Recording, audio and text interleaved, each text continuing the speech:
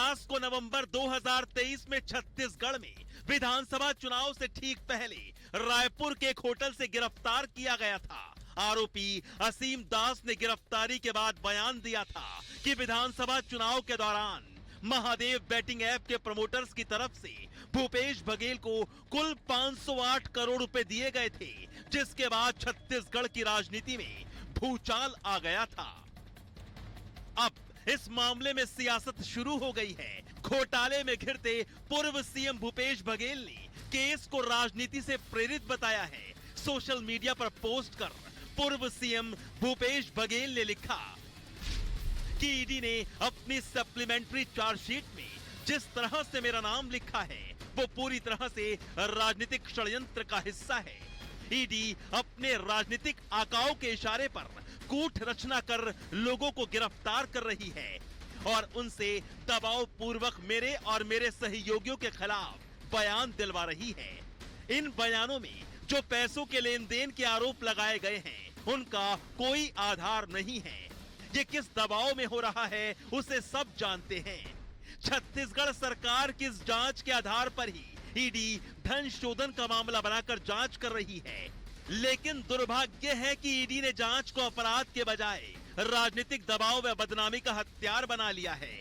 Mahadev app के पूरे मामले को जिस तरह से राजनीतिक रंग दिया गया है उससे साफ है कि इसका उद्देश्य अब असली अपराधियों को बचाने और राजनीतिक दुष्प्रचार का बीजेपी को फायदा पहुंचाने का ही रह गया है।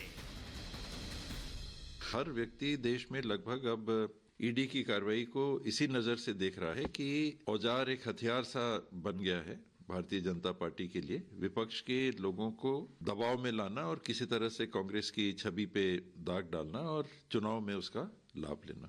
एक तरफ तो मोदी जी देश के लोगों को रुपए कार्ड देते हैं और सोनिया जी और राहुल गांधी जी भूपे कार्ड देते हैं। भूपे कार्ड का मतलब ये है कि 508 करोड़ रुपए उस कार्ड में डालो और भ्रष्टाचार करो, लूट मचाओ। छत्तीसगढ़ के महादेव सट्टा ऐप घोटाले मामले में ईडी की चार्जशीट पर सियासत तेज हो गई है। छत्तीसगढ़ में कांग्रेस ईडी को बीजेपी का मोहरा बता रही है, तो वहीं बंगाल में ईडी की कार्रवाई को कांग्रेस सांसद अधीर रंजन चौधरी सही ठहरा रहे हैं और अपने राज्य में राष्ट्रपति शासन की मांग कर रहे हैं। लेकिन बीजेपी कह रही है कांग्रेस की जहां भी सरकार रही वहां लूट मचाने का काम किया।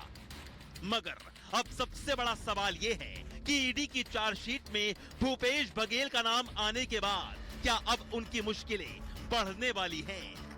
क्या बघेल को ईडी का समन आएगा? और सबसे बड़ा सवाल कि क्या 508 करोड़ रुपए के खेल में बघेल जेल चले जाएंगे? Bureau report, Republic Bharat.